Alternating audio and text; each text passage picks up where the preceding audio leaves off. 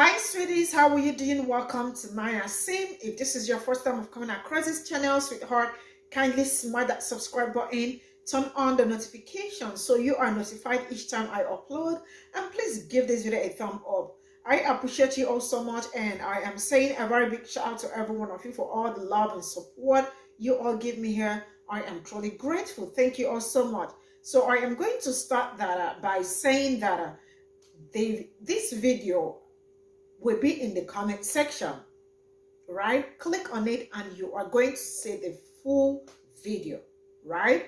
There is bomb and bane and some other violent things. I do not want to put it up here to save my channel. And I'm going to say that this is not going to be an easy watch. So I want to prepare all you so you know that it is not going to be an easy watch. And then let's dive into this video. This video is talking about a movement in Black history, right?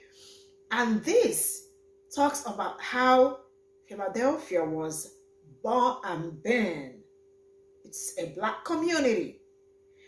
And everything burned to the ground. And the fact that when it was burning, the firefighters did not come, not until everything burned. There was no survival. It was just only one person that survived in this incident when this happened, right? There were so many stories behind this bombing. And now, what you ought to know that this bombing was not just something that happened out of the blues. It was a planned something. Because there is nothing anybody can tell me that it was not. When you watch this, when you listen to it, everything, you definitely will understand the angle I am coming from. And to tell you that this did not happen long ago, this happened in 1985. I am just going to roll this clip. We'll come back to talk about it. I absolutely want to read all your comments. Let me know what you all think in the comment section. And straight up, I am rolling the clip. Hey, good morning. Here's a moment in white history. MOVE was a Black liberation organization which could best be described as the love child of the Black Panther Party and Greenpeace. And on May 13th, 1985, the Philadelphia Police Department dropped a bomb on their home. And as they escaped through the front door, the police department opened fire on them, killing 11 people, including 5 children and the MOVE organization's founder, John Africa. In total, over 60 homes were destroyed because the fire department just let the fire burn out of control. And 250 people were left homeless. And out of all of that, only one person survived. This is her story. MOVE was a Black liberation organization which... Watch the rest of that video to find out how the Philadelphia Police Department violently destroyed the MOVE organization. It's definitely depressing to know how many Black-led orgs were destroyed in the 70s, but I think it explains the dearth of revolutionary Black orgs today. People tried that and got killed. If you'd like to hear more, I would recommend this interview. W.ty Africa and her son Mike Africa are sharing their reflections after she was released from prison. One part of the story that's superhumanly unbelievable is the fact that she was able to conceal a pregnancy after being arrested and was able to spend 3 days with her son before the guards caught on. The Philadelphia Police Department dropped a bomb on their home. And then several institutions kept their children's remains for 40 plus years. Hi, my name is Evan. I'm a bioethicist, and I did my thesis on misinformation, disinformation, and conspiracy theories. Watch that whole video because it's contextual, but it's about the MOVE bombing that happened here in Philadelphia in 1985. That creator's video will give you some good history on it, but I want to tell you about the unethical modern experience that happened with the remains of some of the children. So after most of the Osage block burned down, the police picked through the remains of the house to try and find any bodies of the people who had been unalived inside. And they were able to determine that there was the remains of probably 2 people, and they could whittle it down to 2 of the children, but they couldn't figure out which ones. The medical examiner's office had a lot of work to go through when this happened because so many people weren't unalived in this fire. And it was also an active investigation. So they turned over some of the remains to Penn in order to identify which child it was. The Penn professor that took hold of the remains didn't do a lot of due diligence. He just sort of held on to them. And at one point, he ended up actually transferring or taking a job at Princeton and taking the remains with him. While he had been at Penn, also, the remains had been placed in the museum for people to gawk at. After they moved over to Princeton, they were also used in a video that was supposed to train other anthropology majors about certain techniques. These remained in his possession for over 40 years. This wasn't discovered until 2021, where Penn had to put out a statement about utilizing these remains in education and not returning them to the family. But then months later, it was discovered that the health commissioner at the time, back in 2017, had actually found a box of the rest of the remains at the medical examiner's office and had requested that it be destroyed, incinerated. This forced his immediate resignation, of course. And a few weeks later, it was also discovered that someone at the medical examiner's office had a clear understanding of how serious this would be, and so they hid the remains from incineration, and they were able to be returned to the family. All of this makes me think about one of the really important concepts in bioethics, which is called disembodiment, which is what frequently happens with academics and doctors and professionals, where they don't look at the totality of someone being a person. They look at the individualized either diagnosis or issue. A body's just a body. They don't think about it having been a person. This also brings up the concept of provenance, which is the idea of like, who does something belong to originally, and that these remains belong to a person, that person originally. But because of disembodiment, they were not thought of in that way. May 13th, 1985, the Philadelphia Police Department dropped a bomb. Just go watch that whole video and come back and tell me what you think. Because that was 1985. 1985. That's like 40 years ago. Oh my God. That is not a long time ago. It's not a long time ago. On May 13th, 1985, the Philadelphia Police Department dropped a bomb. So if you are not a follower of Levert and you like learning history, then I encourage you to go follow him. He has a lot of great historical content. He talks about history in its true form. And he's got a pretty incredible smile, and his laugh is amazing. If you haven't heard Levert laugh, you're missing out. And he just breaks things down so well. He breaks it down a heck of a lot better than I ever could. And yeah, it makes you wonder why he doesn't have a larger platform to share this information, because he would be incredible at it. All right, I'm going to put on my Gen X hat because I'm going to hurt some feelings, because it's necessary. White people, especially if you're a parent, the excuse I'm hearing from you is that you do not want this information in history books because you don't want your white child to feel shame or guilt or that this is their fault. How do you think children who are persons of color who have gone to school for years learning lopsided history, how do you think they felt? This comes down to parenting. If you're expecting to send your kid to school and learn things in a vacuum without adding those elements at home that are necessary for your kids to grasp certain subjects in school, then this is on you.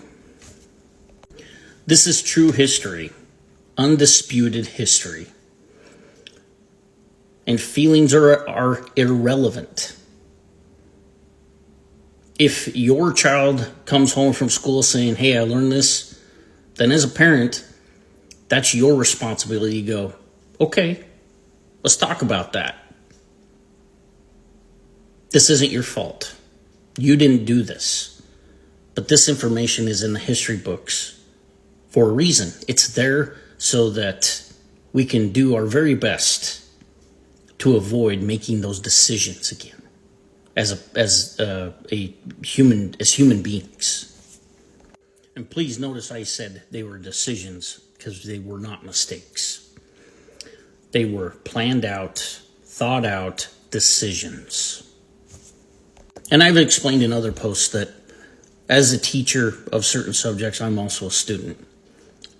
And this is no different with this subject. I'm a student with this, including the information that I've learned from my daughters. Because when we have discussions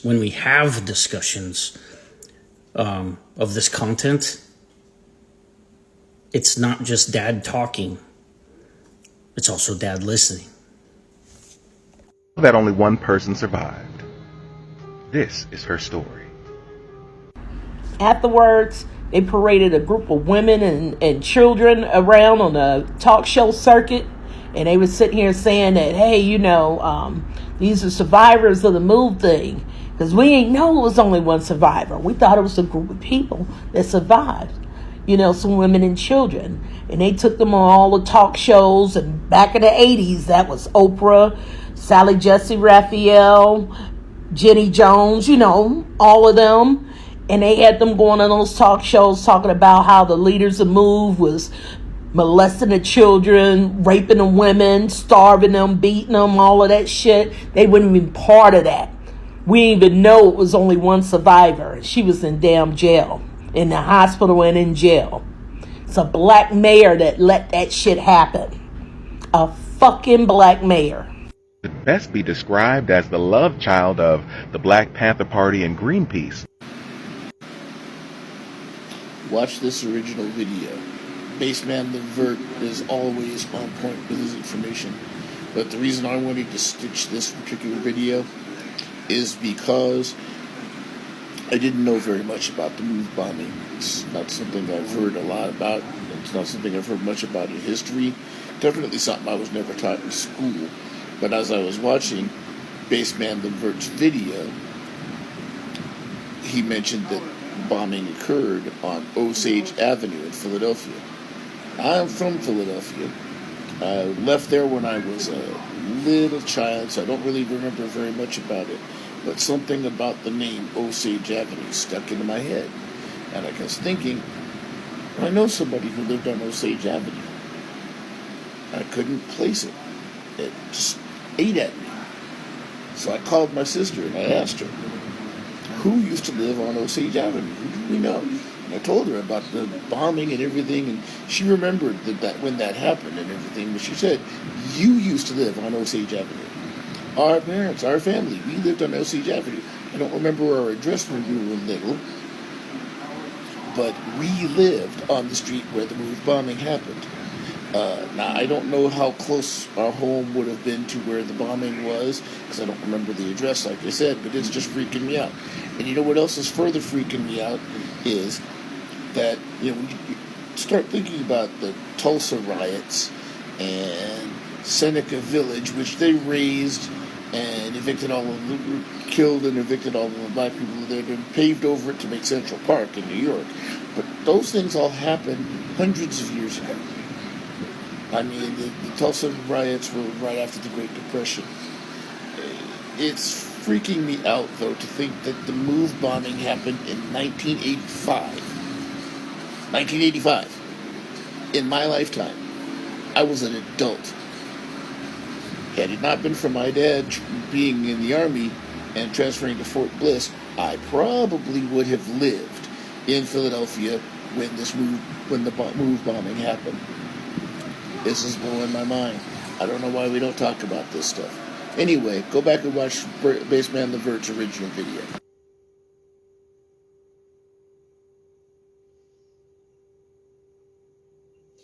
This is all I got from the stitches, and see, I've got goosebumps all over.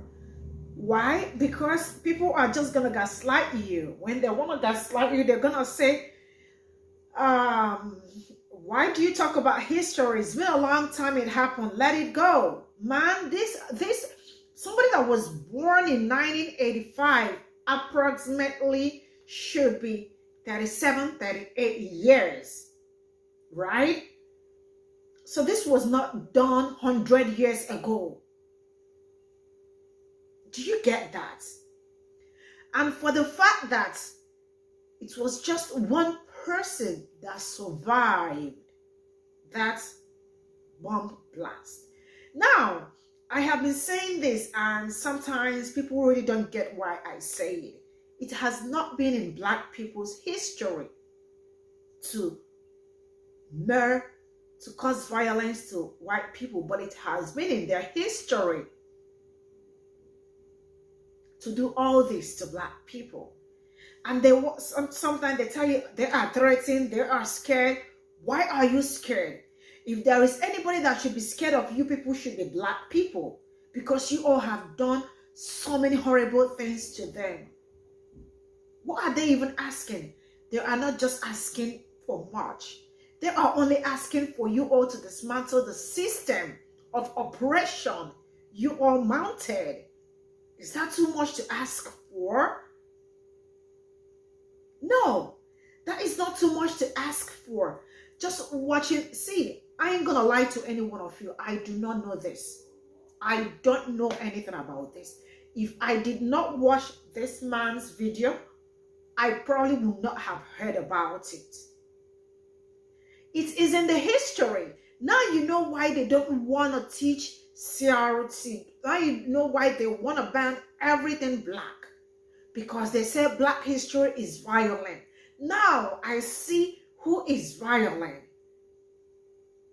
I see. It is all clear. It is all crystal clear who is violent. And the fact that this has not been long ago.